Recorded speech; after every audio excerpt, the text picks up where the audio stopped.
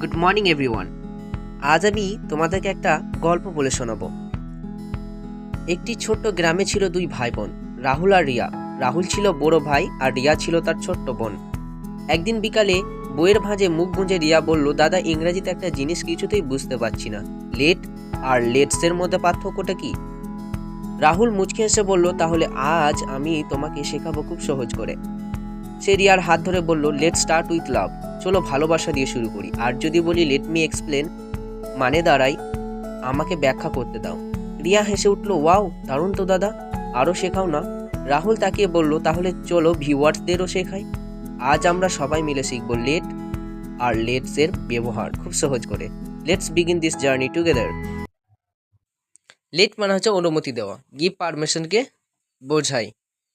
Structure হচ্ছে let plus person অথবা object plus ভার্বের বেস ফর্ম, অর্থাৎ ভার্বের 1 number form. For example, let him go. Let him go মানে তাকে যেতে দাও। লেট হার স্পিক, তাকে বলতে দেন। Let her speak. Let me go, আমাকে যেতে দিন। লেট মি গো, আমাকে যেতে দিন। মোর এক্সাম্পলস, আমাকে চেষ্টা করতে দাও। Let me try. Let me try. ঠিক সিমিলারভাবে তাদের ভিতরে আসতে দাও। Let them come in. Let them come in. তারপর শিশুটিকে ঘুমোতে দাও। Let the child sleep. Let the child sleep. তুমি ফ্রি হলে আমাকে জানিও। Let me know if you are free. Let me know if you are free. ফলাফলটা আমাকে জানাও। Let me know the result. Let me know the result. Let's মানে হচ্ছে চলো বা এসো। লেট প্লাস আস সমান লেটস। এর স্ট্রাকচার হচ্ছে লেটস প্লাস ভার্বের base form. For example, let's study English নাও। এসো এখন ইংরেজি পড়ি। Let's go to the park, চলো পার্কে যাই। মোর এক্সাম্পলস, চলো যাই। Let's go. Let's go. চলো খাই। Let's eat. Let's eat.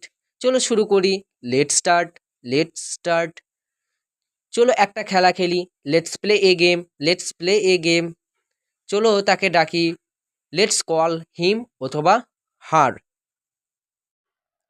Quizzes, আমাকে খেলতে দাও, এর সঠিক ইংলিশ কি হবে? Let's play, let me play, না নান? সঠিক অ্যান্সার হবে নাম্বার 2, লেট মি প্লে। চলো একসাথে করি, সঠিক অ্যান্সার কি হবে? Let me do together, let's do together, না নান? সঠিক অ্যান্সার হবে let's do together. Thank you so much for watching this video. I hope you learned something new and useful today. If you found it useful, don't forget to like, comment and share it with your friends, and of course subscribe to Smart English Bengali for more easy and practical English lesson explained in Bengali. Keep practicing, stay confident, and I will see you in the next video. Still then, take care and keep learning. Bye bye.